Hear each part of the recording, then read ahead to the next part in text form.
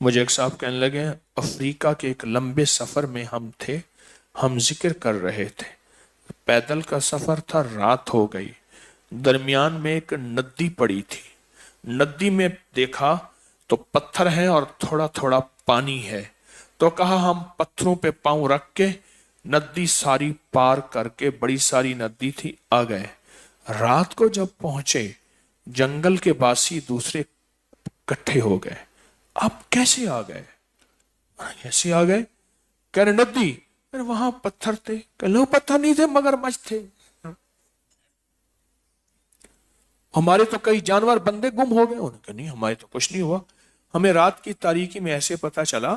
کہ وہ پتھر ہیں ندی کے اندر، ادھر بھی پانی بہ رہا ادھر بھی بہ رہا، ہم پتھروں پہ پاؤں رکھتے رکھتے یوں آ گئے، اور وہ مگر مچھ تھے۔ لیکن حیرت سے ہمیں دیکھیں ہمارے ہاتھ پاؤں بچ گئے،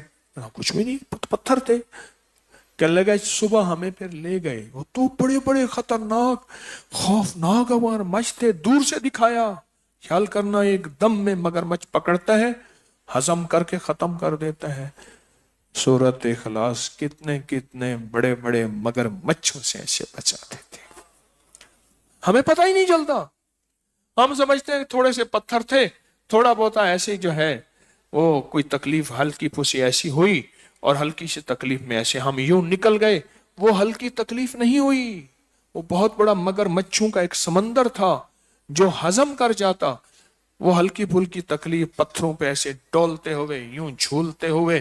یوں نکل گئے۔ یہ سورۃ اخلاص مل بیٹھ کے پڑھنا، درد کے ساتھ، غم کے ساتھ، جذبوں کے ساتھ، سچی کیفیتوں کے ساتھ۔ اللہ پاک کہتا ہے کہ ٹھہر جا،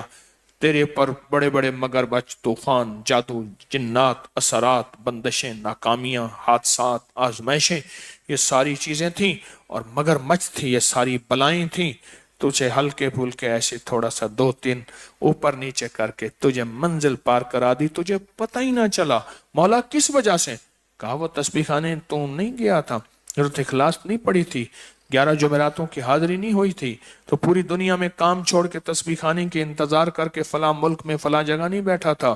کیا آج وہ بلائیں آفتیں تجھ سے ہٹ گئیں، کیوں؟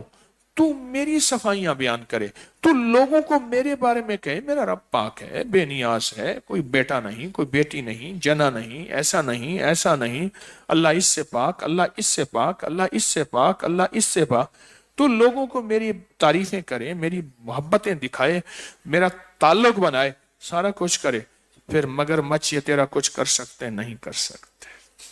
اس ویڈیو کو لائک اور شیئر کریں، اب کریں یوٹیوب چینل کو سبسکرائب کریں اور روزانہ زیادہ سے زیادہ سبسکرائب کروائیں۔ آپ دوسروں کے لیے صدقہ جاریہ بنیں گے، اللہ پہلے آپ کے دکھ ٹالے گا۔